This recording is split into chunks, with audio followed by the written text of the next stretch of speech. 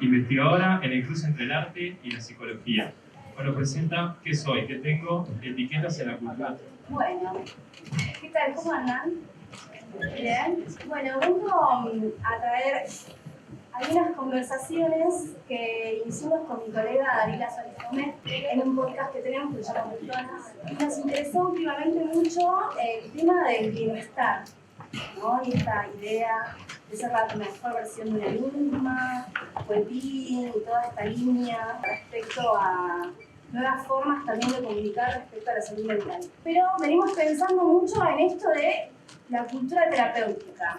Entonces, en principio, me gustaría detenerme ahí. Vamos a tratar de como construir juntos un poco algo de estas ideas. Y dentro de esta idea de la cultura terapéutica, por eso charlando con Daniela, que hoy no me puedo acompañar, estuvimos pensando en esto de la definición que tenemos nosotros mismos de qué tengo y qué soy a partir de ciertas etiquetas. Entonces, ¿qué aparece con esto de la cultura terapéutica o qué sería? La cuestión de la cultura terapéutica nos invita a pensarnos desde términos que han nacido en el ámbito psicoterapéutico, en el ámbito de la terapia, pero también con algunos estudios de la psicología del trabajo. Todas asumo que somos colegas acá, la mayoría, ¿no? Que leímos los estudios de Mayo en los 60, 70, ¿no? Esta idea de llevar las emociones y el bienestar al ámbito de la productividad, al ámbito del trabajo. Esto de empezar a pensar, además de qué nos constituye dentro del ámbito psicoterapéutico, sacarlo, ¿no? Y empezar a hablar con términos y palabras que en el ámbito terapéutico tienen un sentido, pero ahora aparecen medio en cualquier lado, ¿no? Decimos, me da ansiedad. Y este meme lo reconocemos todos, digamos.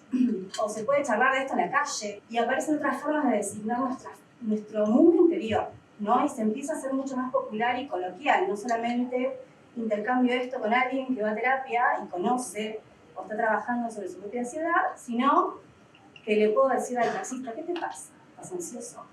O algo así, ¿no?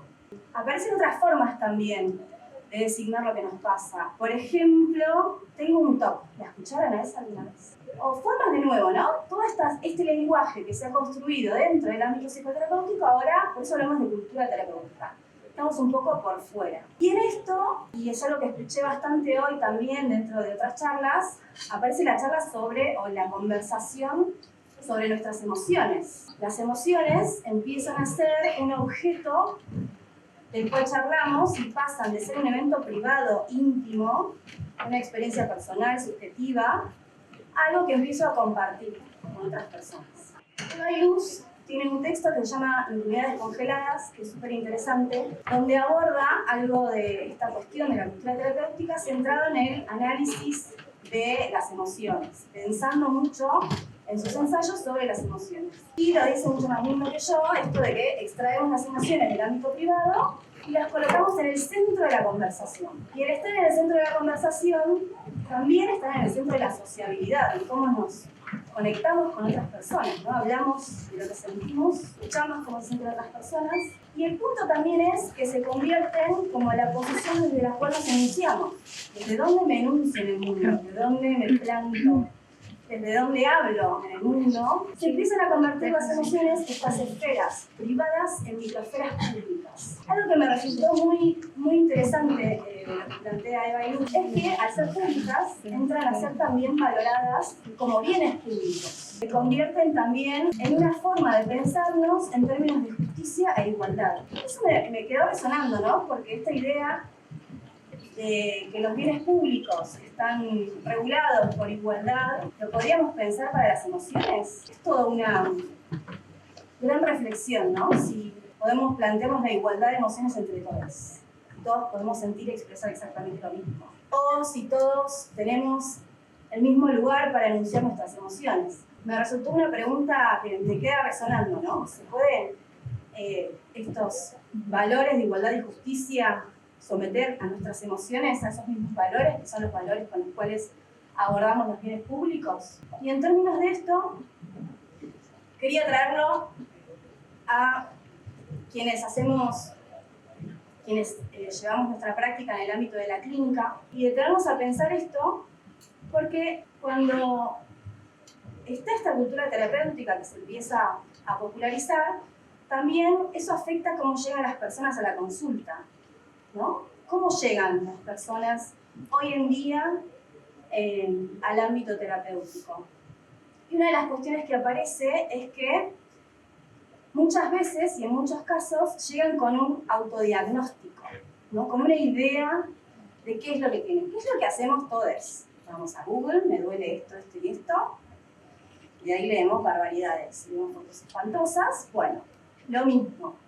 Y creo que esto a nosotros como profesionales nos interpela mucho, ¿no? De empezar a repensar cómo llegan las personas a la consulta, qué es lo que traen después de este camino en el cual hacen todo un trabajo y estudian mucho, el paciente se estudia un montón.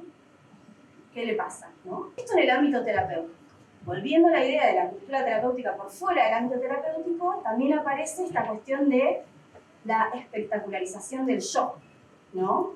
A través de redes sociales, en su mayoría, aparece esto de mostrar el yo y mostrar esta esfera pública de las emociones y definirse e identificarse a partir de eso, ¿no? Y en esto de que las personas, cómo llegan a la consulta, muchas veces también llegan con la idea, yo creo que tengo esto, ¿sí? Es como tengo objeto, y vengo a que me evalúes y me lo confirmes. Por eso, en este evento que estamos entre colegas, me pareció que estaba bueno también traer la ley del ejercicio profesional de la psicología, una ley que es viejita, y también nos ayuda a pensar qué hace de diferente un psicólogo, una psicóloga, un psicólogo de otras profesionales de ámbitos similares, de un coach, por ejemplo, o de, no sé, yo he trabajado con sociólogas, antropólogas, ¿qué nos diferencia, ¿no? en este ámbito y cuál es nuestra competencia específica? Y es una de las primeras cosas que dice la ley, que tiene que ver con el diagnóstico, pronóstico y tratamiento de la personalidad, dice la ley. Me parece que está como para repensarlo eso. Pero es claro, ¿no? ¿Cuál es nuestra competencia profesional? Entonces ahí tenemos algo para hacer, ¿no? Vuelvo, ¿no? Esta cuestión de la cultura terapéutica por fuera del ámbito terapéutico está en la conversación en la oficina, pero también vuelve al ámbito del consultorio. Y ahí hay algo para repensar y para ver cómo nos paramos nosotros. Y me interesa particularmente cómo se ha popularizado el psicodiagnóstico. No sé si es algo que comparten, no hayan notado. Cuando yo egresé en el 2008, hablar de DSM era no, para nada.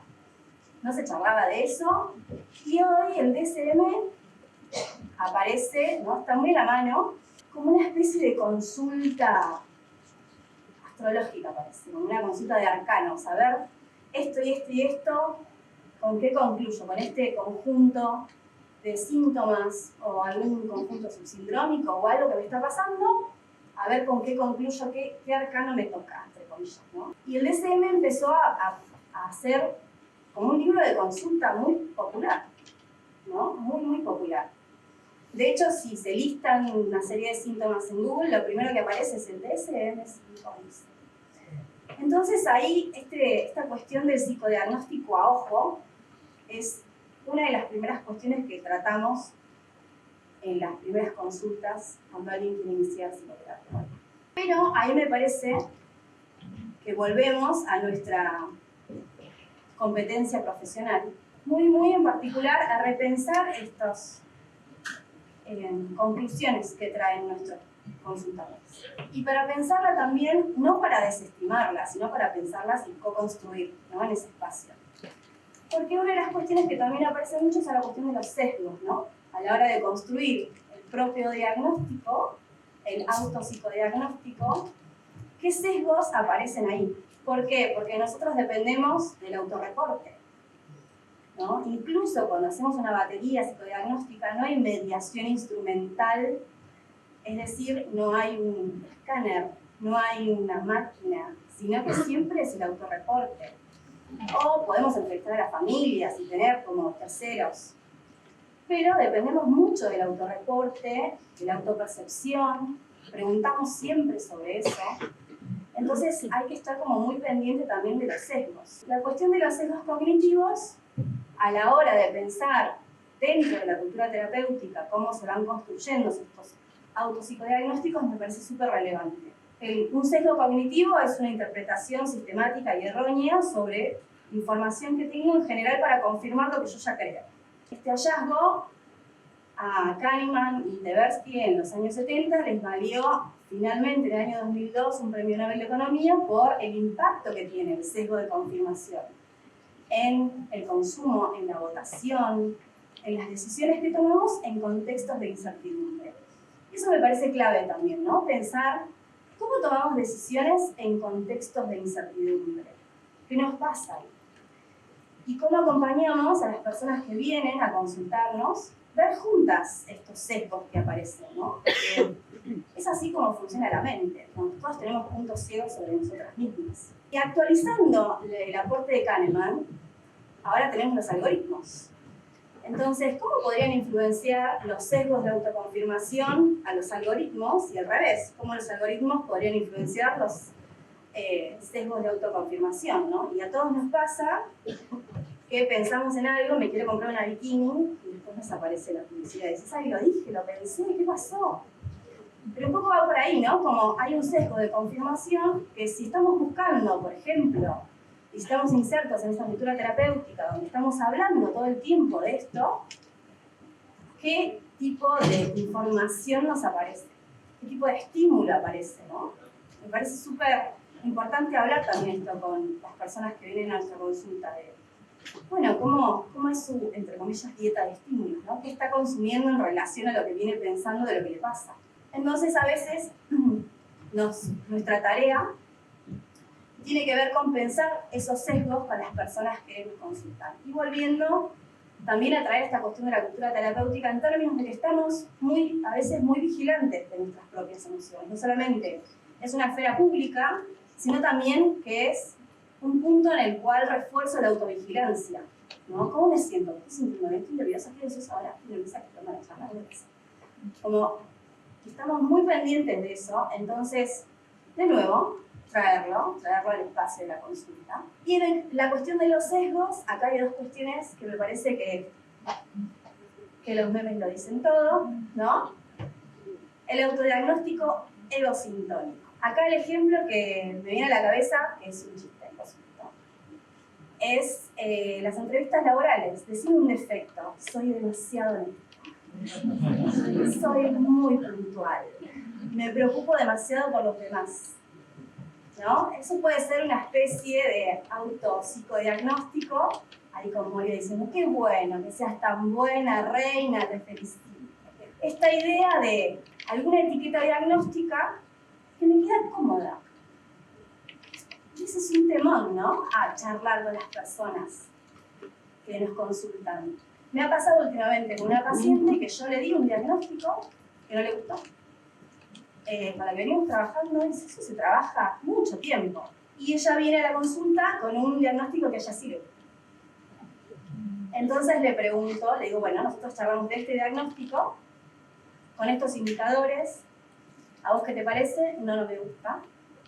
¿Y este que traes vos, qué te parece? Este puede ser, me parece. Sobre todo cuando permite en algún punto desresponsabilizarse de algunas cosas, ¿no? Me pasa esto, entonces no es mi culpa, es esto que me atrapa. Pero después en otro caso tenemos el autodiagnóstico egodistónico, ahí está la chola fuerte, diciendo, bueno, toca, ¿qué vamos a hacer? En el que está muy presente también cuando las personas llegan tal vez a la consulta con un momento de crisis o de hartazgo, estoy hartas, eso lo escucho mucho, estoy harta de esto. O he pasado por distintas terapias y ya está, esta es la última. Pruebo esto y no pruebo más nada. Sí, alguna vez les tocó. Que una se pone ahí en un lugar de, ay, bueno. Pero bueno, sí se manifiesta mucho el malestar, muchísimo. Sobre todo, o al menos yo estoy trabajando mucho en bipolaridad. Cuando hablamos de los antecedentes familiares, ahí aparece mucho de lo egodistónico, ¿no? De mi mamá, o mi abuela, o mi tío, ¿no? Alguna experiencia de suicidio o enfermedades que son crónicas o que no han sido tratadas o bien diagnosticadas. durante muchos años, entonces la cuestión egodistónica se expresa mucho, genera mucho malestar ese tipo de psicodiagnóstico, no queda para nada cómodo. Incluso muchas veces me dicen, sí, yo ya sé, si yo viví mi mamá, yo sé lo que es, pero no me gusta, estoy harta. Pero también eso nos da un poco al pie para trabajar la conciencia de enfermedad, ¿no? Y creo que también ahí está mucho nuestro quehacer, en esto que retomaba de la ley, del ejercicio profesional. No es solamente comunicar algo, sino cómo construimos, cómo co-construimos la cuestión de la conciencia de enfermedad, que puede tomar años. Y que ahí sí es una profundización de este jugueteo con las etiquetas de la cultura terapéutica, ¿no? Ya pasamos a pensar, por ejemplo, cuestiones que puedan ayudar a la persona a autorregularse, a prever episodios, prever crisis, prever recaídas, armar una red, tener un plan de crisis, ¿no? La conciencia de enfermedad es una forma de trabajo constante también, ¿no? No es algo que se logra de una vez, sino que es un ciclo. Muchos autores lo mencionan como algo similar al duelo, ¿no? Que tiene sus etapas de angustia, dolor, rabia, regateo, dicen algunos cuando negocian, bueno, esto pero no, hasta llegar a algún punto de aceptación, y eso tal vez recomienza todo otra vez en algún momento, ¿no? Sobre todo en enfermedades o en trastornos crónicos que son para toda la vida. Entonces, ahí realmente creo que la conciencia de enfermedad nos trae esta cuestión distinta, ¿no? A esto que veíamos antes de, tengo un diagnóstico que queda en la superficie, queda por acá. Es una máscara que me queda bien, me queda cómoda o no. La conciencia de enfermedad nos invita un poco a hacer otro laburo, mucho más activo también a nosotros como terapeutas. Y también nos invita a veces a desarmar cierta narrativa, ¿no? Volviendo a esto que les decía, que la cultura terapéutica y la espectacularización del yo, poner las emociones en una esfera semipública o pública, nos permite o nos ayuda a pensar o a reflexionar sobre cómo se arma una narrativa de sí misma, una autoficción, que está bien, todos lo tenemos, ¿sí? No es ningún animal, ¿no? Es como construimos nuestro ser en el mundo, y a veces nos toca desarmar esa narrativa, ¿no? Ese lugar que explica todo y vuelve a explicarlo, ¿no? A veces nos toca trabajar esto y encontrarnos con esta cuestión repetitiva de que ya hay una narrativa cerrada de quién soy, cómo soy, qué me va a pasar. Y muchas veces tenemos que trabajar sobre eso. Uno de los puntos que me parece clave también es dialogar los indicadores que recogemos, volviendo a la idea de los sesgos cognitivos, ¿no? Yo veo esto, la semana pasada te pasó esto y anteriormente te pasó esto. Siempre hablo con mis pacientes del zoom out, ¿no? Como abrir, no lo que te pasó solo hoy, esta semana, qué te pasó en el último mes, cuál es el registro de tu estado de ánimo, y acompañar a las personas en la co-construcción. Creo que eso es lo que aporta a la conciencia de enfermedad eventualmente, ¿no? Poder trabajar la aceptación sobre algunas cuestiones que tal vez no me quedan cómodas. Y otra cosa que me parece clave también es poner en claro nuestras hipótesis diagnósticas, compartirlas, ¿no? Una vez que las armamos, por supuesto, ¿no? Una vez que armamos estas hipótesis diagnósticas, que trabajamos, que supervisamos, que, bueno, charlar con la paciente, el paciente. Y que no quede ese manto, ¿no? De oscuridad, de, bueno, yo sé esto de vos, no te lo voy a compartir, sino ponerlo de nuevo en diálogo o construirlo. Y salirnos de nuevo de estas etiquetas diagnósticas que favorece la cultura terapéutica, ¿no? Está muy reforzado por definirme a partir de eso, y es muy claro cuando le digo a alguien tengo ansiedad, ¿no? Y distinto es tener otro tipo de manejo sobre eso, sobre ese evento privado y cómo atraviesa mi ser en los espacios públicos. Y principalmente cuando elaboramos mucho la conciencia de enfermedad, esto tiene mucha potencia, ¿no? Tiene mucha potencia en la adherencia al tratamiento. Cuando nos corremos de nuevo de esta enunciación, desde el lugar de las etiquetas, a pensar este ciclo que conlleva, muy dinámico y muy dialogado, que permite que la persona que nos viene a consultar también tenga otras herramientas, ¿no? Se pueda parar de otro lugar y no solo de una narrativa que dice quién es, y que permite espectacularizar un poco algo de eso. Y en ese sentido, hay una autora que se llama Paula Sivilla, que trabaja en un libro que se llama La intimidad como espectáculo, la cuestión de la espectacularización del yo. La cuestión de cómo el yo en las redes sociales es al mismo tiempo autor, narrador y personaje. Ella hace una pregunta que me pareció fantástica, que dice si estamos ahora siendo testigos de un brote de megalomanía colectiva, que todos además decimos copado. Está buenísimo. Me encantó la pregunta porque me parece muy shady, un poco maliciosa.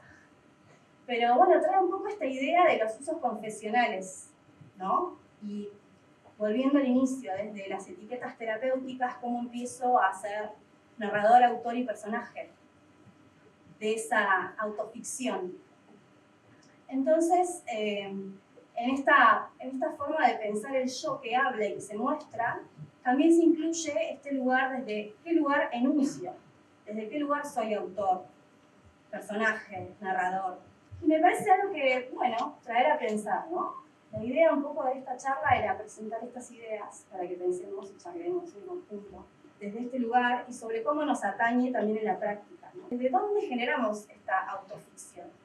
¿Desde qué lugar se construyen y circulan estas etiquetas? Yo, como habíamos comentado antes, como presentar un trabajo en el cruce entre psicología y arte, entonces me parecía que estaba bueno traer algunos ejemplos, porque el género autobiográfico en el arte es como clave, ¿no? Está muy presente, pero creo que también ayuda a pensar cómo generamos nuestra autoficción. Traje solo 3 ejemplos de un millón que puede haber, pero es simplemente para invitarnos a pensar al respecto. El ejemplo de Lucila Quieto, que hace unos ensayos fotográficos. Los ejemplos que traje son todos de la fotografía. Hace unos ensayos fotográficos donde trabaja dípticos, trabajando la ausencia de su padre, desaparecido en la última dictadura cívico-militar. Entonces toma fotos cuando ella tenía la misma edad que el padre, interviene esos dípticos.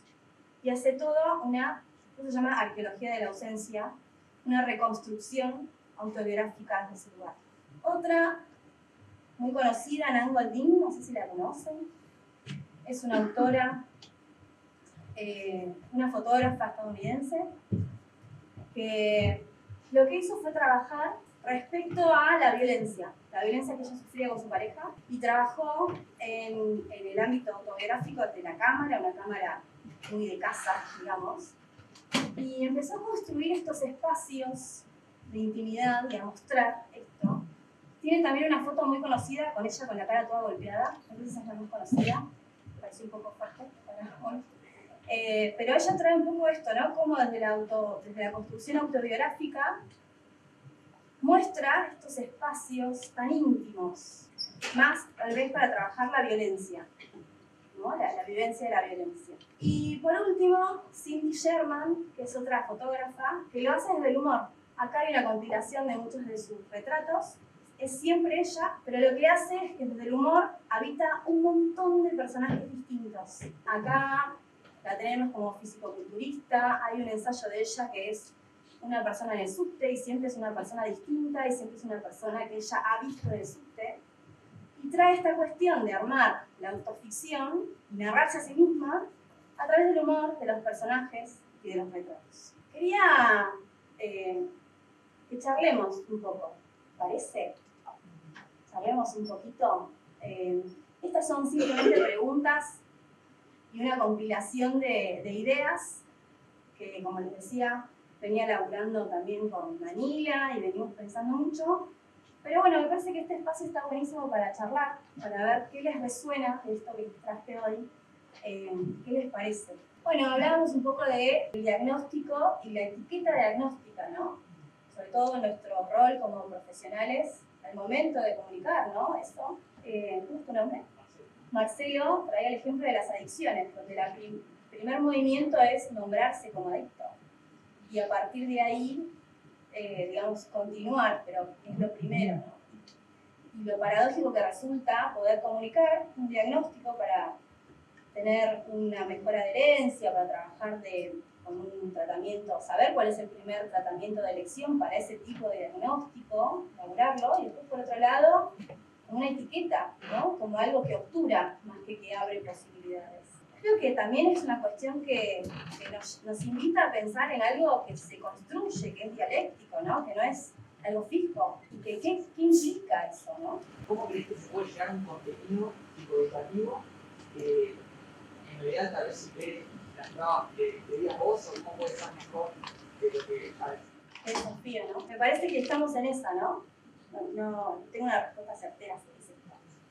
Pero me parece que estamos en eso y un poco la invitación es esa, bueno, ¿cómo podemos hacer que sea accesible, ¿no? Y sobre todo en este contexto, ¿no? Donde hay muchas personas, en otras charlas creo que han escuchado la dificultad para acceder a la consulta también, ¿no? Y las personas que están, o los pacientes nos dicen, nos podemos ver cada 15 días, o nos podemos ver una vez por mes, ¿no? Está pasando. Entonces, ¿cómo pensamos qué es lo que hacemos? Yo creo que un punto también es la comunicación responsable, ¿no? Yo no sé si en todos los contenidos que vemos, qué es lo que aparece, ¿no? Y tal vez sí, como profesionales, plantarnos en el lugar de la comunicación responsable, ¿no? Desde un lugar no de...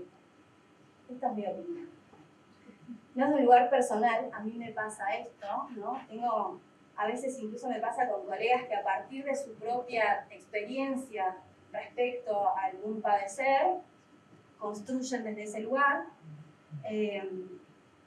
Me parece que ahí está un poco esta idea, ¿no? de la comunicación responsable, de entender también qué es lo que refuerza algunas cosas, ¿no? ¿Qué estoy comunicando? ¿Cómo lo comunico?